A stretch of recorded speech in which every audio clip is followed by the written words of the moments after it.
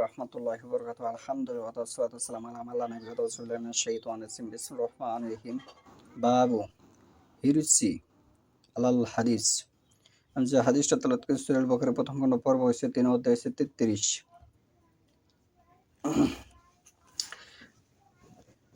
আজকের বক্তব্যের বিষয় হলো হাদিসের প্রতি লালসা। হাদিস নং হয়েছে 99।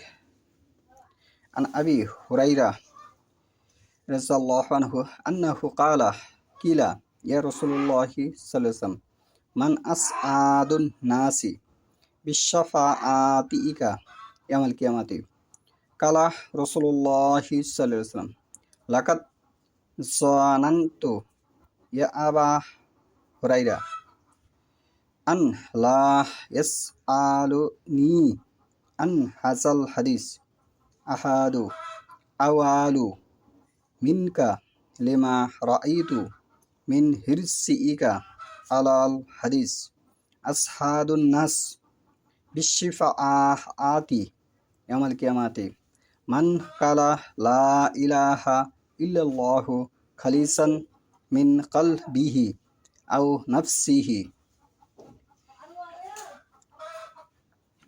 আবু হুরাইরা রাদিয়াল্লাহু আনহু হতে বর্ণিত, তিনি বলেন, একদা আল্লাহ রাসূল সাল্লাল্লাহু আলাইহি ওয়াসাল্লামকে প্রশ্ন করা হলো, হে আল্লাহ রাসূল সাল্লাল্লাহু আলাইহি ওয়াসাল্লাম, কিয়ামতের দিন আপনার সুপারিশ লাভের ব্যাপারে কে সবচেয়ে অধিক সৌভাগ্যবান হবে? তার উত্তরে আল্লাহ রাসূল সাল্লাল্লাহু আলাইহি ওয়াসাল্লাম বললেন, আবু হুরাইরা, আমি মনে করেছিলাম এ বিষয়ে তোমার পূর্বে আমাকে আর কেউ জিজ্ঞেস করবে না, কেননা আমি দেখেছি হাদিসের প্রতি তোমার বিশেষ লোভ রয়েছে।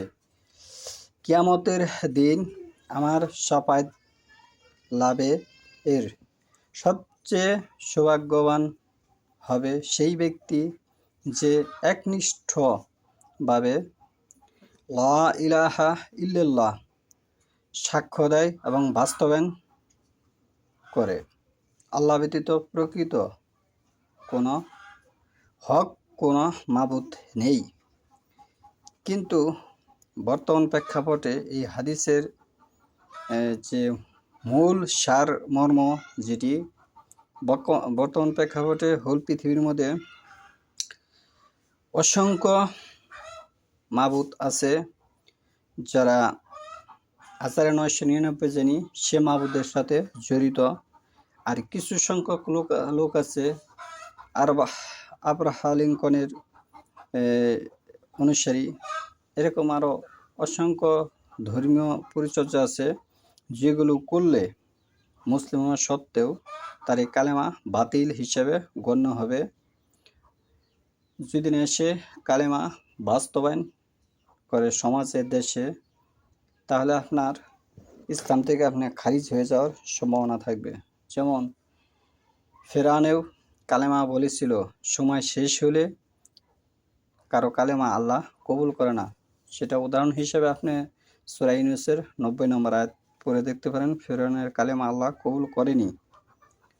তাহলে কালেমাকে ভালোবাসা মানে এই নয় যে শুধু মুখে বললেই হবে লা ইলাহা ইল্লাল্লাহ, এর বাস্তবায়ন করতে হবে। একে সমাজ রাষ্ট্রীয়ভাবে প্রসার বিস্তার লাভ করতে হবে।